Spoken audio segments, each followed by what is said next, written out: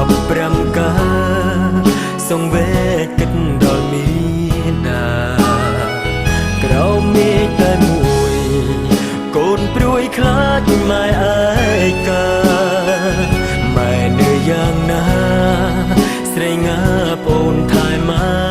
ទេសម្បុកឥតបាលោកកាកូនមានតែម៉ែម៉ែគឺ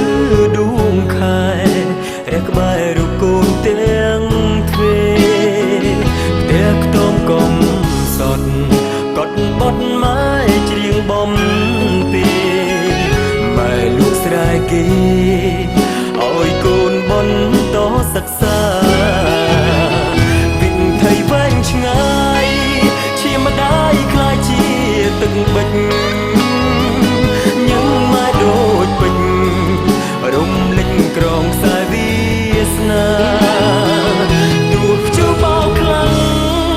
ម៉ែបាំងប្រឆាំងទេវតាម៉ែប្រាប់កូនថាកូនប្រុសសម្លឹងឲ្យឆ្ងា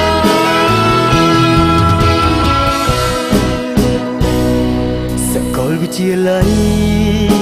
និស្សិតនៅវត្តមើលខ្លួនចិត្តខត់ខំខាំងបេះដូងក្នុងកាយតស៊ូ5ឆ្នាំចងចាំបណ្ដាំអ្នកម្ដាយ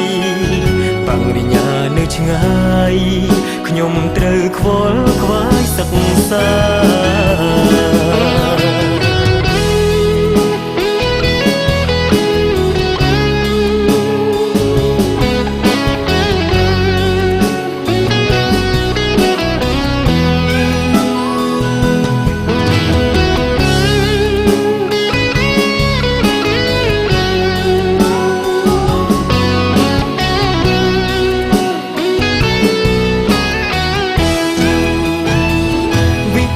វែងឆ្ងា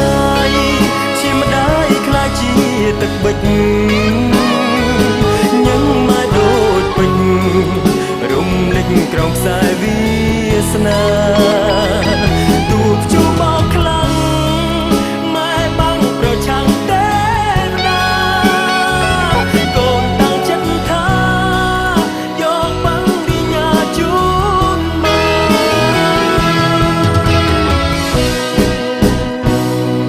ែ ក្តីបំណងម៉ែបងខ្លាចជាការពិត